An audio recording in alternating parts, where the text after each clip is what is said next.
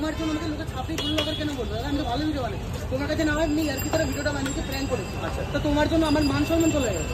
আচ্ছা, যারা যারা একে ভাই ছাপড়ি বলছো তাহলে ছাপড়ি বলো না, ওটা ওর কন্টেন্ট ছিল, ঠিক আছে?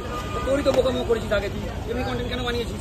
তো আমি বানিয়েছি, তারপরে তুমি নাকি কাকে না কাকে বলে গেছো ভিডিও এসে এই করে গেছে ওই করে গেছে, আমার টিম নিয়ে করে গেছে। আমি কাউকে বলিনি, আমার টিম বলিনি ভাই, তুই বলেছিলি আমার টিম, ওখান থেকে শুরু হলো কন্ট্রোভার্সি, ঠিক আছে? তারপর তো তুই তো আমাকে যা করে দিয়ে চলে গেলি, পুরো আমি এখন তারপরে আবার কন্টেন্ট চেঞ্জ করে মারামারি কন্টেন্ট শুরু হয়ে গেল।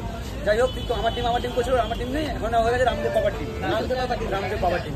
আচ্ছা, একটা কথা বলি, লোকজন যে দেখে যে পুরোটা এরকম মারামারি করে বেড়ায় ভিডিওর মধ্যে বা এরকম হয় না যে মানে লোকটা খারাপ আবার করছে, মানে মানুষটা কি এরকম তুমি কি এরকম? না, অন ক্যামেরায় আমি জাস্ট একটা অভিনয় করছি, অফ ক্যামেরায় আমি সবসময় হাসতে থাকি, ঠিক আছে? ব্যাপারটা হলো যে যেমনি ধরনের কন্টেন্ট চাই, প্রত্যেকটা কন্টেন্ট ক্রিয়েটারের তো একটা করে কন্টেন্ট থাকে না। তো এবার মানুষ তো ভিডিও করছে তার ভিউসের জন্য, 2 পয়সা আর্নিংয়ের জন্য।